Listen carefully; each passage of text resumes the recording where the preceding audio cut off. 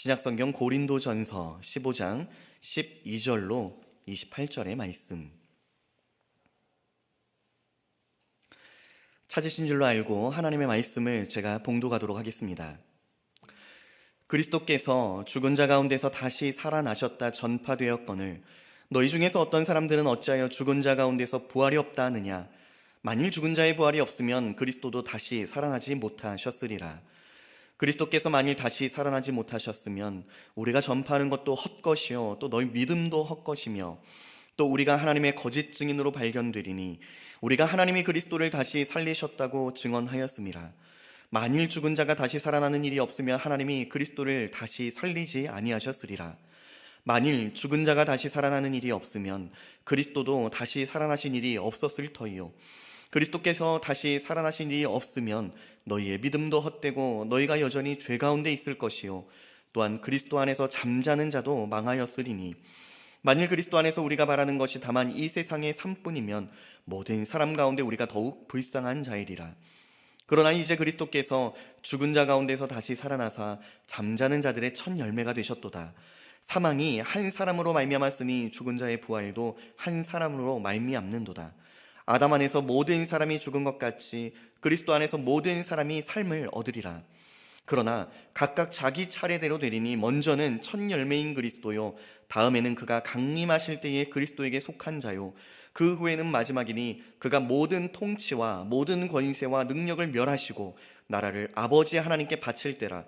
그가 모든 원수를 그 발 아래에 둘 때까지 반드시 왕노릇 하시리니 맨 나중에 멸망받을 원수는 사망이니라.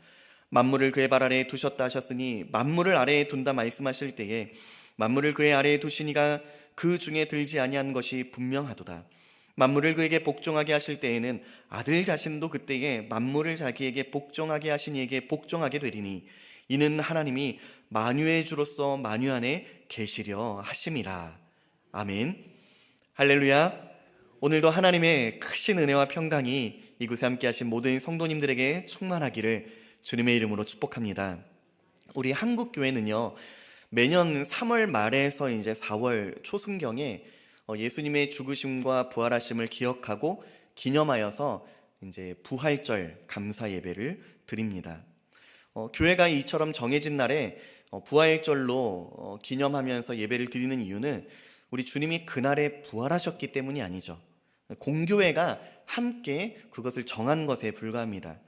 사실 우리가 보내는 매 주일이 예수님의 죽으심과 부활과 다시 오심을 기억하고 기념하여서 드리는 주의 날이다. 우리는 이것을 먼저 기억할 필요가 있겠죠. 예수님의 부활 사건이 이와 같이 기독교 신앙의 핵심 가치 그리고 핵심 중에 핵심이기 때문입니다. 초대교회도 돌아보면 이 예수님의 부활 사건을 기억하면서 함께 모여 예배를 드렸는데요. 그런데 그때는 이제 우리처럼 이 주일이 빨간 날이 아니었기 때문에 이 정해진 시간에 한 자리에 모여서 함께 그날을 기억하고 기념하는 것에 많은 어려움이 있었습니다. 그래서 주후 325년 니케아 공예회라는 이 공교회들의 모임을 통해서 이 예수 그리스도의 부활하심을 죽음의 사망에서 이기시고 부활하신 그 부활을 기념하는 절기를 함께 정하기에 이릅니다. 우리가 잘 아는 것처럼 구약에는 여러 절기들이 있었죠. 유월절, 초실절, 맥주절 등의 절기를 이 이스라엘이 지켰던 것을 알고 있습니다. 그런데 신약에 와서는 이 모든 절기들이 다 없어졌죠. 이 구약의 절기가 예수 그리스도께서 오시어 죽으시고 부활하심으로 말미암아 그 절기들이 갖고 있는 의미를 예수님이 모두 다 성취하셨기 때문에 더 이상 이제 신약 시대의 성도들은 그리고 초대교회는 이 절기들을 지키지 않았어요.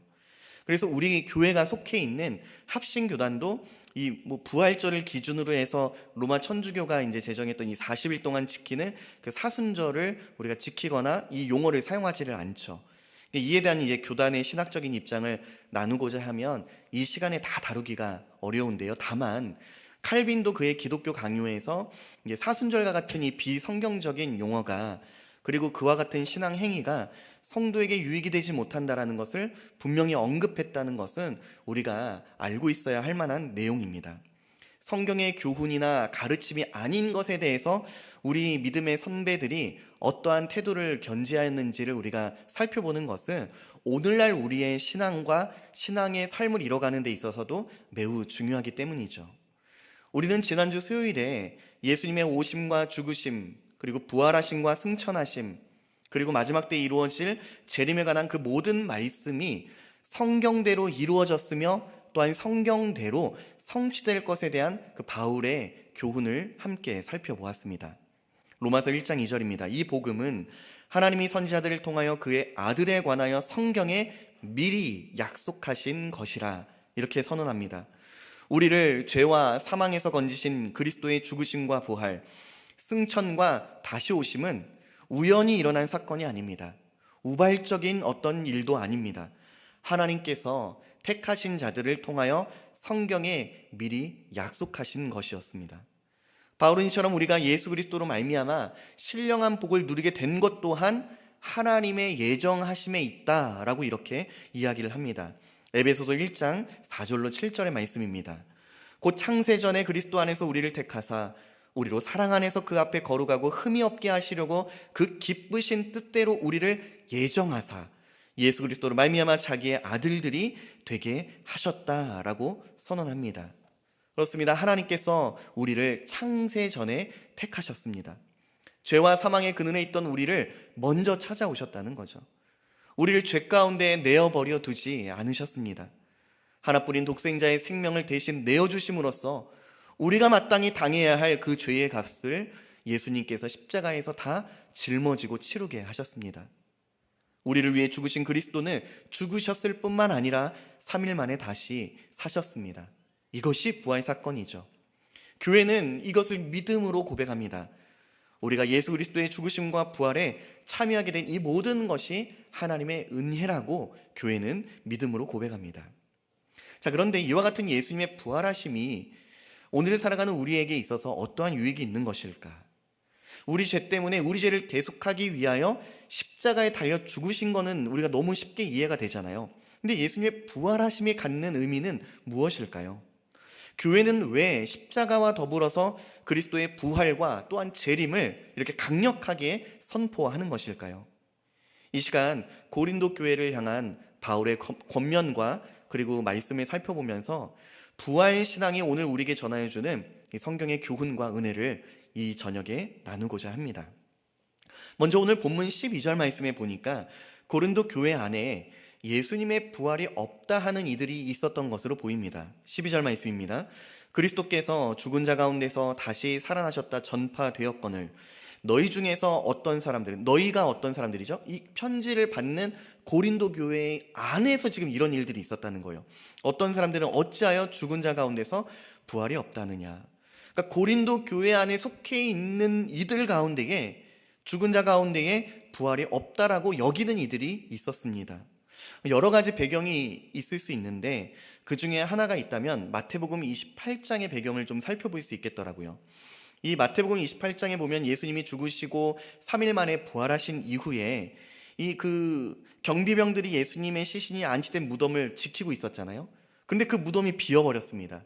그리고 이와 같은 사실을 알게 되었던 그때 당시에 이제 유대 종교 지도자들, 특별히 대제사장들이 이제 어떻게 행동하였냐면 이렇게 행동합니다. 그들이 장로들과 함께 모여 의논하고 군인들에게 돈을 많이 주며 이르되 너희는 말하기를 그의 제자들이 밤에 와서 우리가 잘 때에 그를 도둑질하여 갔다는, 그러니까 예수님의 시체를 도둑질해 갔다는 거죠. 만일 이 말이 총독에게 들리면 우리가 권하여 너희로 근심하지 않게 하리라 하니 군인들이 돈을 받고 가르친 대로 하였으니 이 말이 오늘날까지 유대인 가운데에 두루 퍼지니라. 그러니까 부활하신 예수님에 관한 그 사건이, 이 소식이 퍼지면 이제 종교 지도자들이 많은 타격을 받을 것을 두려워하였어요. 그래서 이와 같은 소문을 만든 거죠. 예수의 시신을 제자들이 훔쳐갔다. 그리고 이것이 이제 유대인 가운데에 두루 퍼졌다라는 거예요.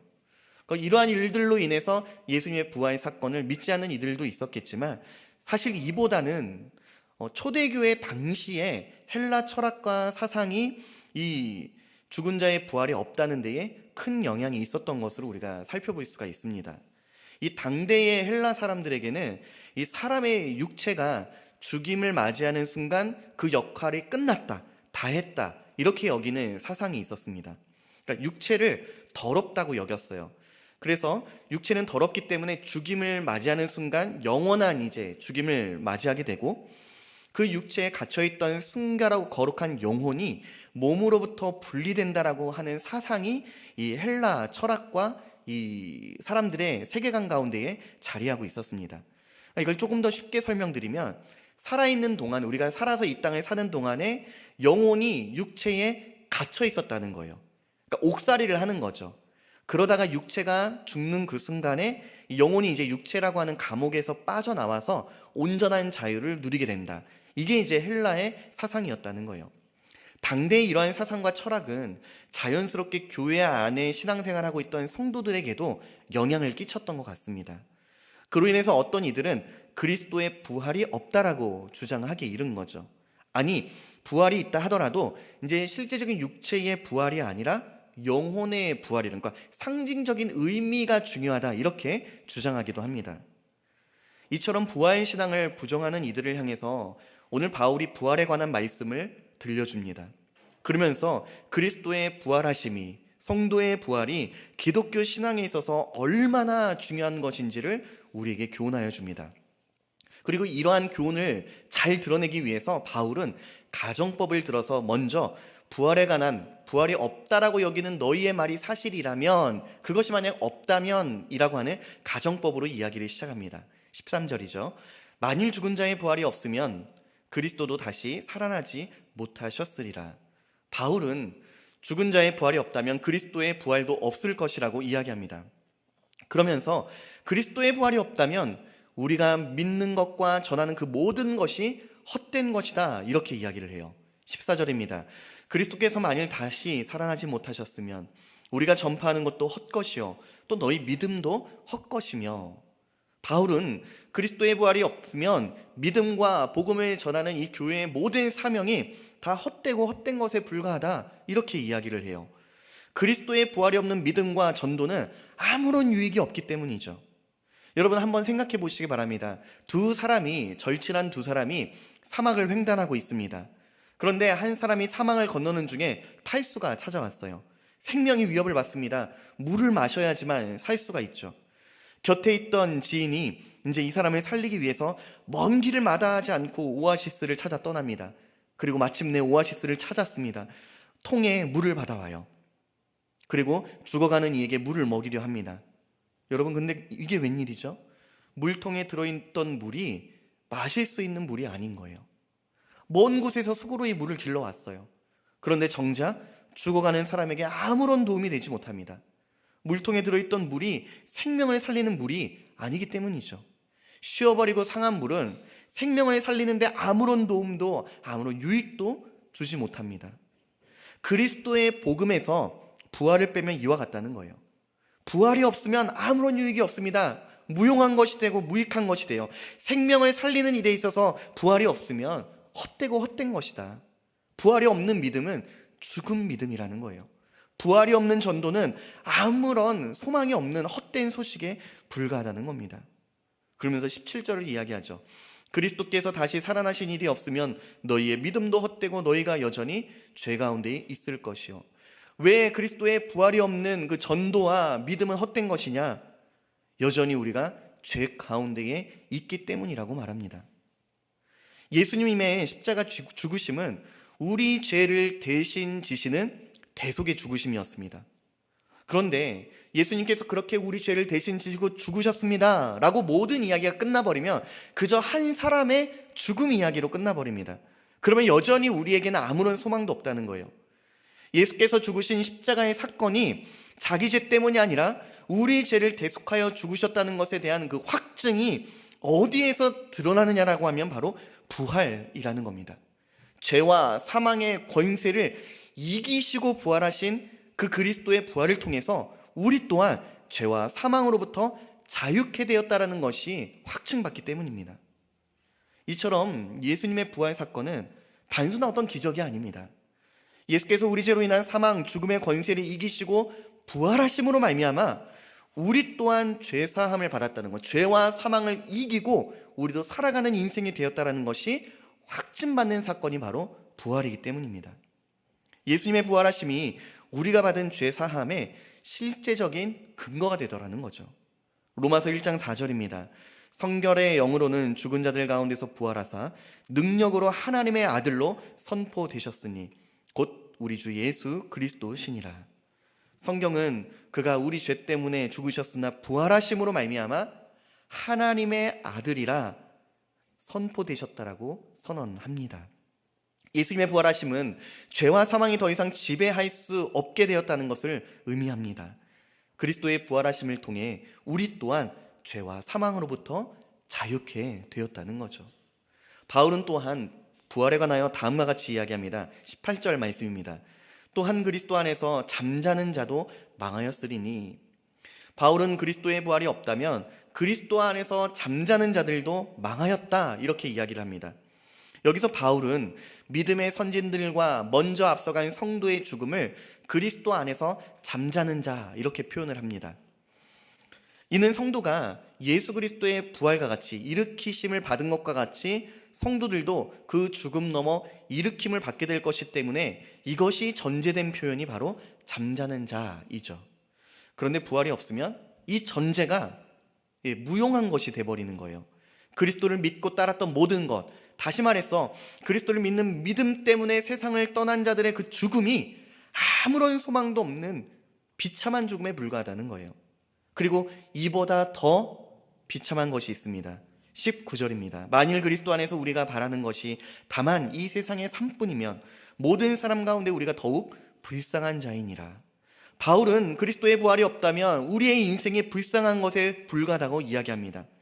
그리스도를 믿는 믿음으로 말미암아 누리는 소망은 죄 사함만 있는 것이 아니기 때문이죠. 부활로 인한 영생의 소망이 우리에게 있습니다.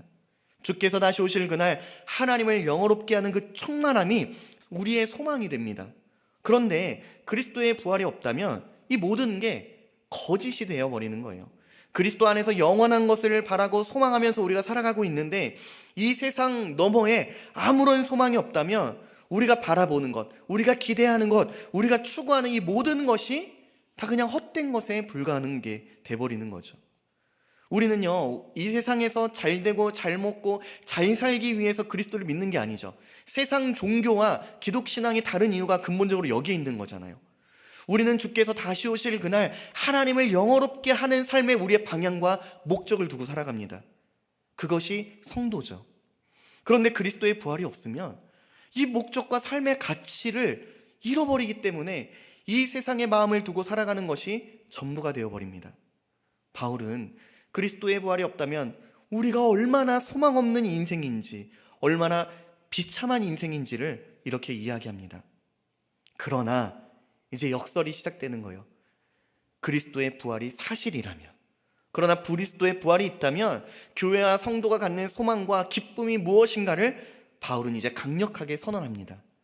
우리는 이 세상에서 가장 불쌍하고 비참한 자들이 아닙니다. 우리는 가장 행복한 자들입니다. 왜냐하면 예수 그리스도의 부활이 우리에게 그것을 전하기 때문이라는 거예요. 바울은 바로 이것을 더 확실하게 이야기하기 위하여 부활에 관한 이야기를 들려주는 겁니다. 바울은 그리스도께서 잠자는 자들의 첫 열매가 되셨다라고 선언합니다. 20절 말씀을 같이 한번 읽어볼까요? 시작. 그러나 이제 잠자는 자들의 첫 열매가 되셨도다. 아멘. 바울은 교회의 머리 되시는 그리스도의 부활하심과 같이 교회의 몸인 성도들 또한 그 부활에 참여하게 될 것을 선언합니다. 이것을 보증하는 것이 바로 첫 열매이죠. 우리의 부활이 그리스도의 부활 안에 약속되어 있다는 거예요. 그리스도의 부활이 실제이기에 우리의 부활 또한 실제 일어날 일이라는 겁니다.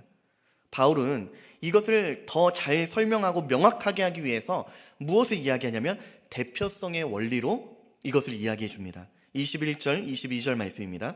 사망이 한 사람으로 말미암았으니 죽은 자의 부활도 한 사람으로 말미암는도다. 아담 안에서 모든 사람이 죽은 것 같이 그리스도 안에서 모든 사람이 삶을 얻으리라. 우리가 왜 사망의 권세 아래에서 죄의 노예, 죄의 종이 되었나요? 인류의 선조인 아담의 범죄함으로 인해서죠. 로마서 5장 12절 말씀입니다. 같이 읽어볼까요? 시작. 그러므로 한 사람으로 말미암아 죄가 세상에 들어오고 죄를 지었으므로 사망이 모든 사람에게 이르렀느니라. 아멘. 이것이 대표성의 원리죠. 아담의 범죄로 인해서 그의 허리에 속해 있던 모든 인류가 하나님 말씀에 불순종한 그 죄의 값, 사망에 이르게 된 겁니다. 아담과 연합되어 있던 인류가 첫사람 아담의 타락으로 인해 죄의 종로를 타게 되었어요. 이것이 모든 인생들의 비참함이죠.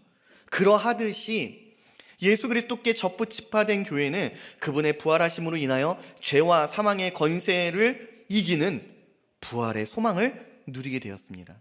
성경은 바로 이 놀라운 진리를 우리에게 선포합니다.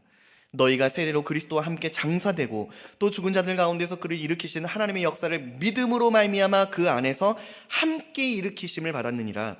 또 범죄와 육체의 무할례로 죽었던 너희를 하나님이 그와 함께 살리시고 우리의 모든 죄를 사하시고 우리를 거스르고 불리하게 하는 법조문으로 쓴 증서를 지우시고 제하여 버리사 십자가에 못 박으시고 통치자들과 권세들을 무력화하여 드러내어 구경거리로 삼으시고 십자가로 그들을 이기셨느니라. 바울은 우리가 세례로 그리스도와 함께 장사되었다라고 선언합니다. 죽은 자 가운데서 그리스도를 일으키신 하나님을 믿음으로 말미암아 우리도 함께 일으킴을 받았다라고 선언합니다. 받을 것이다 라고 이야기를 하진 않아요. 이미 받았다라고 확증합니다. 범죄와 육체의 무할례로 죽었던 우리를 하나님이 그리스도와 함께 살리셨다고 선언합니다. 이것이 바로 예수 그리스도의 부활이 갖는 우리를 향한 소망이 되는 약속인 겁니다. 계속해서 바울은 그리스도께서 강림하실 때에 성도의 부활이 있을 것을 선언하죠. 우리는 그날과 그때를 알지는 못합니다. 마가복음과 마태복음의 말씀입니다. 그러나 그날과 때는 아무도 모르나니 하늘에 있는 천사도 아들도 모르고 아버지만 아시느니라. 때와 시는 알지 못해요. 그것은 하늘 아버지에게 속한 일입니다. 그러나 분명한 것은 그리스도의 오심과 죽으심과 부활과 승천하심과 같이 이 일이 실제로 일어난 것과 같이 주님의 다시 오심과 더불어 성도의 부활 또한 성경에 기록된 대로 반드시 이루어집니다. 우리는 주의 다시 오심을 기다리며 사는 자들이죠. 바울은 부활과 재림 신앙으로 살아가는 성도에게 참된 위로와 소망이 있음을 전하여 줍니다. 그날에 주께서 모든 악한 권세와 능력을 멸하실 것이기 때문입니다. 그날에 우리에게 약속하신 하나님의 나라의 완전한 승리가 선포되고 성취될 것이기 때문입니다. 여러분, 이 말씀을 듣고 있는 이스라엘을 생각해 보세요. 그들은 지금 나라를 빼앗겼어요. 그들의 삶은 한숨과 슬픔과 고난으로 가득합니다. 오늘의 우리의 현실처럼 말이죠. 삶의 고난과 어려움이 있는 누군가에게 여러분 무엇이 위로가 될까요? 고난이 있는 자에게는 그 고난의 원인을 해결해 주는 것에 위로가 있겠죠. 슬픔을 당한 자에게는 그 슬픔의 문제를 해결받는 것에 위로가 있을 겁니다. 그런데 세상이 주는 위로와 해결은 죽음 앞에서 아무런 소망이 되지 못해요. 결국에는 헛되고 무너질 소망에 불과하죠. 그러나 그리스도의 부활하심은 성도에게 있어 영원한 위로와 소망이 됩니다.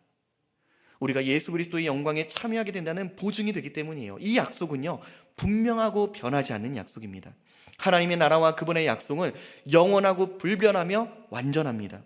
이와 같이 예수 그리스도의 죽으심과 부활하심은 성도에게 살아서나 죽어서나 세상이 줄 수 없는 위로를 전하여 줍니다. 교회는 하나님의 나라가 도래할 때에 그리스도로 말미암아 이루어지는 그 승리를 노래하게 될 것입니다. 바울은 바로 이러한 말로 서로를 위로하고 격려하라고 교회에게 교훈합니다. 데살로니가 전서의 말씀입니다. 우리가 예수께서 죽으셨다가 다시 살아나심을 믿을진대 이와 같이 예수 안에서 자는 자들도 하나님이 그와 함께 데리고 오시리라. 우리가 주의 말씀으로 너희에게 이것을 말하노니 주께서 강림하실 때까지 우리 살아남아 있는 자도 자는 자보다 결코 앞서지 못하리라. 주께서 호령과 천사장의 소리와 하나님의 나팔 소리로 치니 하늘로부터 강림하시리니 그리스도 안에서 죽은 자들이 먼저 일어나고 그 후에 우리 살아남은 자들도 그들과 함께 구름 속으로 끌어올려 공중에서 주를 영접하게 하시리니 그리하여 우리가 항상 주와 함께 있으리라. 그러므로 이러한 말로 서로 위로하라.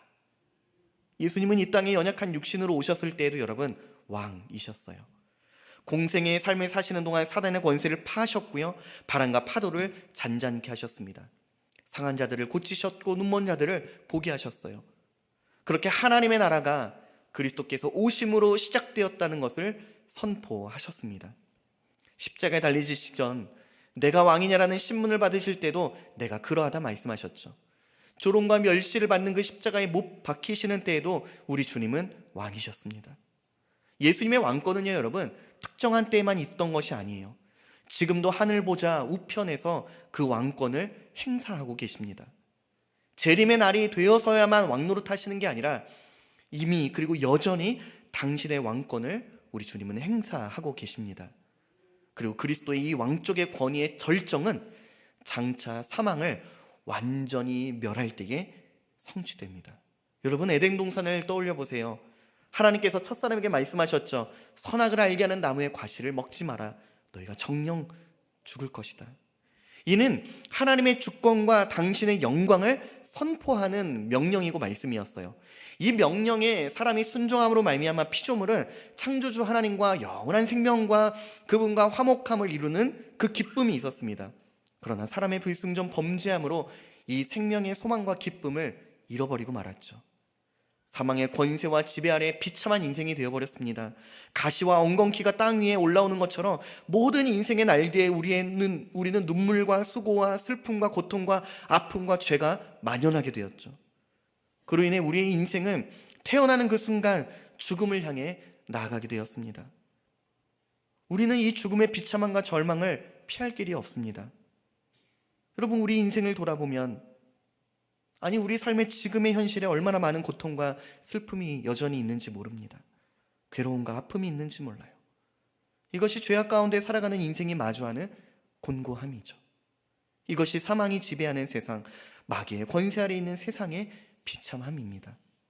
그런데 바울은 예수 그리스도께서 이 사망의 권세를 마지막 날에 완전히 멸하신다라고 선언합니다. 그리고 이것이 이미 구약 이사야 25장 8절을 통해 선포된 약속이라고 들려줍니다. 이사야 25장 8절입니다. 같이 한번 읽어볼까요? 시작. 사망을 영원히 멸하실 것이라. 자기 백성의 수치를 온 천하에서 제하시리라. 여호와께서 이같이 말씀하셨느니라. 아멘. 부활하시고 승천하신 그리스도께서 다시 오실 때 사망을 영원히 멸하십니다. 그때에 우리의 얼굴에서 눈물을 씻어주십니다. 그때에 우리의 모든 수치를 제하여 주십니다. 그때에 주님의 권세 아래에 영원한 부활과 영생의 기쁨을 누리게 하여 주십니다. 예수 그리스도의 부활이 우리에게 위로와 소망이 되는 이유가 바로 여기에 있습니다. 빌립보서 2장 9절로 11절 말씀도 보시기 바랍니다.